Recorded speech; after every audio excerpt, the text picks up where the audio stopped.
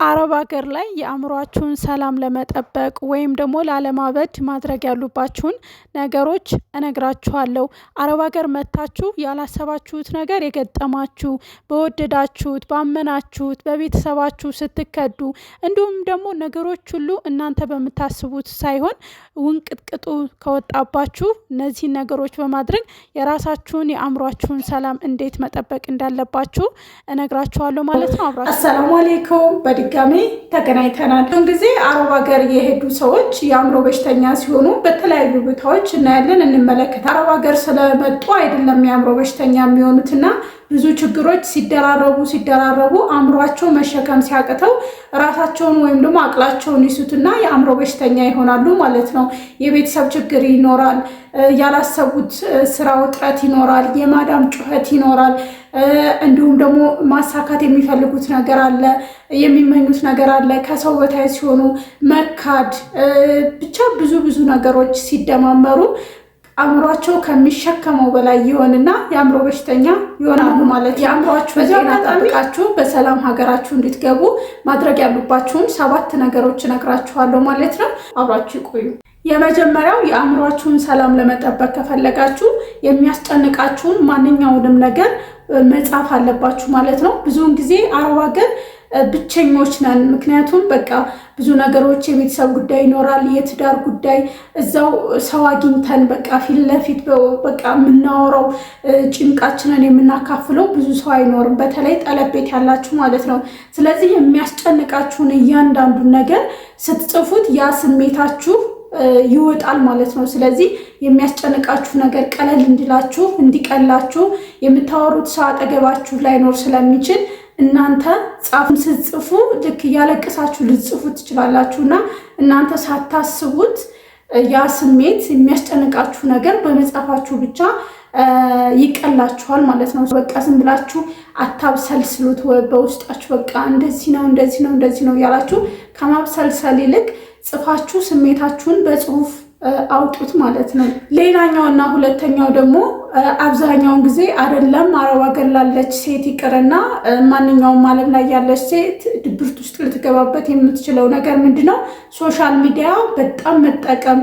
ሶሻል ሚዲያን በስነ ስርዓቱ አለመጠቀም። ለምሳሌ ቲክቶክን ስትጠቀሙ ሁሌ ብዙውን ጊዜ ሶሻል ሚዲያ ላይ ሁሉም ነገር ትዳሩ ምኑ የምታዩት እና በቃ የሚያምር ነገር ነው የምታዩት። ስለዚህ እናንተ ያንን የሚያምር ነገር በማየት ራሳችሁን ከዛ ነገር እያነጻጽራችሁ እኔ መቼ ነው ከዚህ የሚወጣው፣ መቼ ነው እንደዚህ አይነት ህይወት የሚኖረኝ እያላችሁ ራሳችሁን ወደ ድብርት ውስጥ አትውሰዱ ማለት ነው። አንደኛ የምታዩትን ነገር ለእናንተ የሚጠቅምና የሚያስተምር ነገር መሆን አለበት። ካልሆነ ደግሞ በቻላችሁ አቅም መቀነስ ነው። ያንን ባያችሁት ቁጥር ሳታስቡት በቃ ያንን ህይወት እነዛ ሰዎች የሚኖሩትን ህይወት እየተመኛችሁ ትኖራላችሁ፣ ትመኙታላችሁ፣ ግን መኖር አትችሉም። መኖር አለመቻላችሁን ደግሞ ስታውቁ ወደ ድብርት ውስጥ ትገባላችሁ ማለት ነው። ስለዚህ ሶሻል ሚዲያ አጠቃቀማችሁን ማስተካከል ወይም ደግሞ መቀነስ አለባችሁ። በቃ አብራችኋቸው የተማሩ ሰዎች የሆነ በቃ ደረጃ ደርሰው ባለትዳር ሆነው ከባሎቻቸው ጋር የሆነ ብሎግ ሲሰሩ ምናምን ነገር በቃ ሁሉም ነገር እናንተ እንደምታስቡት አይደለም። እነሱ የሚያሳዩአችሁ መርጠው ቆንጆ የሚባለውን ነገር ስለሆነ ይህንን ማወቅ አለባችሁ። ሌላኛውና ነገር ደግሞ ጭንቀት ውስጥና ድብርት ውስጥ እንዳትገቡ የሚረዳችሁ ነገር ምንድነው? ራሳችሁን አትጣሉ፣ ራሳችሁን ተንከባከቡ። ብዙውን ጊዜ አረብ ሀገር በቃ አለባበስን በቃ ዩኒፎርማችሁን ለብሳችሁ በቃ ትሰራላችሁ። ከጠዋት ተነስታችሁ ማታ ድረስ ስትፈጉ ትውላላችሁ። ከዛ በቃ ቀጥ ብላችሁ ትተኛላችሁ። እንደዛ አታድርጉ። ራሳችሁን ተንከባከቡ። ለአእምሯችሁ ራሳችሁን በተንከባከባችሁ ቁጥር እጃችሁን፣ እግራችሁን፣ ፊታችሁን እንዲሁም ደግሞ ፀጉራችሁን፣ ውጫዊ በታችሁን በተንከባከባችሁ ቁጥር ውስጣችሁ ሰላም ይሰማዋል። ውስጣችሁ ቅልል እያላችሁ ይመጣል ማለት ነው። ስለዚህ በፍጹም ራሳችሁን አትጣሉ። በምግብም ደግሞ ባገኛችሁት አጋጣሚ ቆንጆ ነገሮችን ለመመገብ ሞክሩ ማለት ነው። ሌላኛውና አራተኛው ደግሞ አዳዲስ ነገርን ለማወቅ መሞከር ነው ማለት ነው። ብዙውን ጊዜ አረብ ሀገር እንደሚታወቀው ስራው ሁሌ ድግግሞሽ ነው።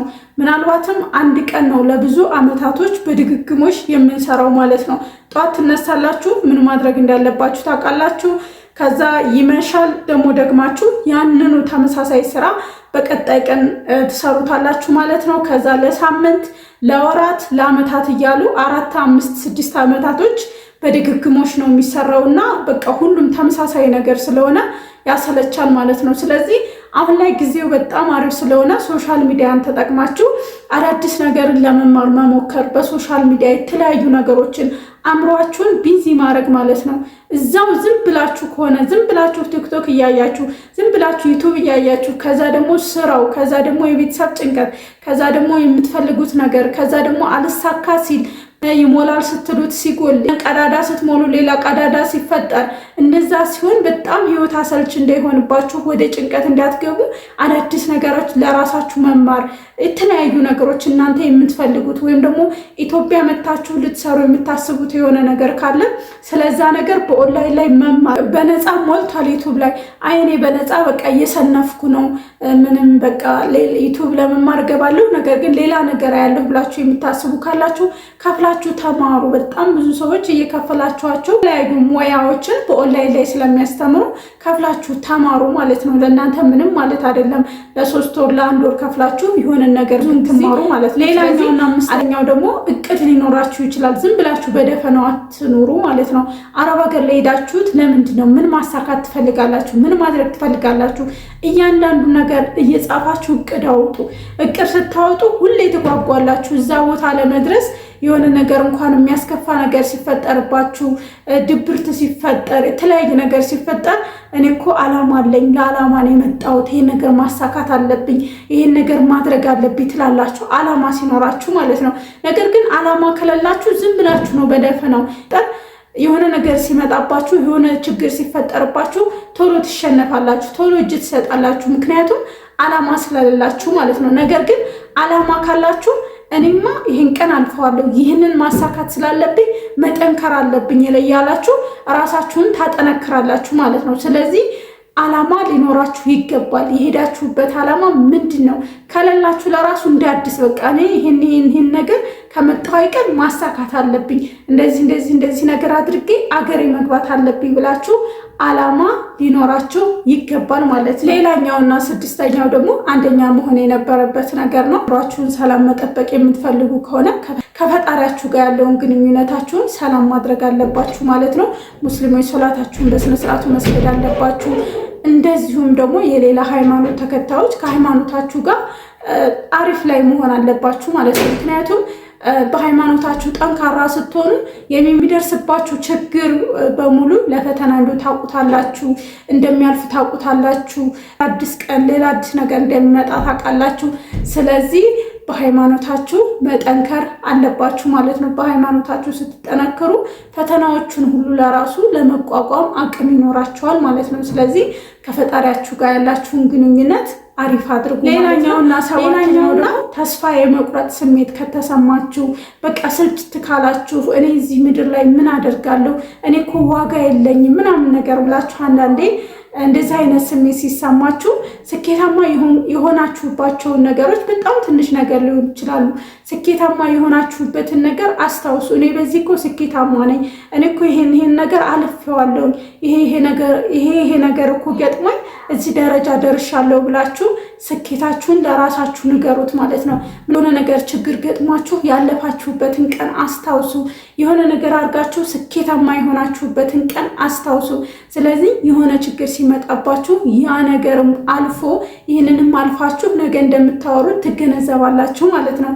ስለዚህ 7 ነገሮች በማድረግ የአእምሯችሁን ሰላም መጠበቅ ይኖርባችኋል ማለት ነው። እናንተ ስትኖሩ ነው ሁሉም ነገር የሚኖረው። አላማ አሳክታችሁ በሰላም ሀገራችሁ እንድትገቡ እመኝላችኋለሁ ማለት ነው። የዛሬው ቪዲዮ ይህንን ይመስል ነበረ። ቪዲዮውን ከወደዳችሁት ላይክ፣ ሼር ማድረጋችሁ እንዳትረሱ። ሀሳብ አስተያየት ካላችሁ ኮሜንት ላይ አስቀምጡልኝ። በሌላ ቪዲዮ እናንተን ይጠቅማል፣ ያስተምራል ብዬ ባሰብኩት እስከምንገናኝ በያላችሁበት ሰላማችሁ ይብዛ። ባይ ባይ።